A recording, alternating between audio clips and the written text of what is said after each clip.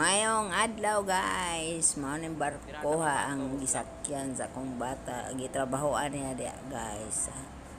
Nana sila sa Singapore, gisulod na nila sa dry dock nila. Gisulod na nila ang barko. Mura gamay kay tan-awon ba, pero pertin dako ana oy. Porting kadako anang barkoha na. Gi-dry dock na. Wa nay tubig na sila sa walay tubig, ikuhaan ng tubig ang ilahang butangan sa barko kay perti manguna daghanan sisi ng barko guys. Basta sige na sila og lawig sa dagat atog kana sila dagko nga sisi ba niya kanang mga sisi bitaw guys no kay mga kuan man ang barko ana madugay mabuslot madugay ang puyo ng sisi nga dagko mo na nga ilag nang dry dock butang sa pantalan nga walay tubig kay trabahoon sa mga trabahante pinturahan na kaning waag sisi kana dagko kay kadina ambot sa nakadinahan na oy saong kana nila oy pagkadagko pa nakadinahan na oy saong kana nila ba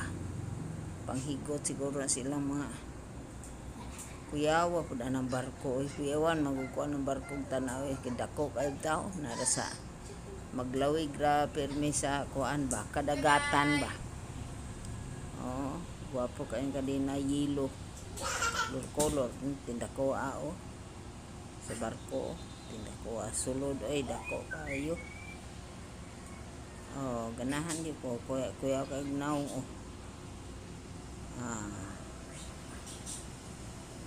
oh kuya kay mata oh kanay ilang barko murag naay mata gatan-aw mag isda nga kaning iho bitaw mag isda nga iho tan-aw na to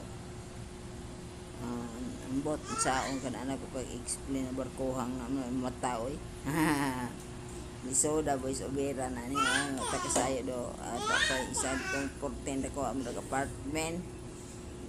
basta pantalan na dia guys orang naik kahon dia nga kulay tubig para sa dry dock oh kaya na mata murag iho oh yeah bot unsa na lang nako pag-explain anang mga barkuhan dagko kayo wapo kain taon oy looy biya ng mga seaman guys kay na taon sa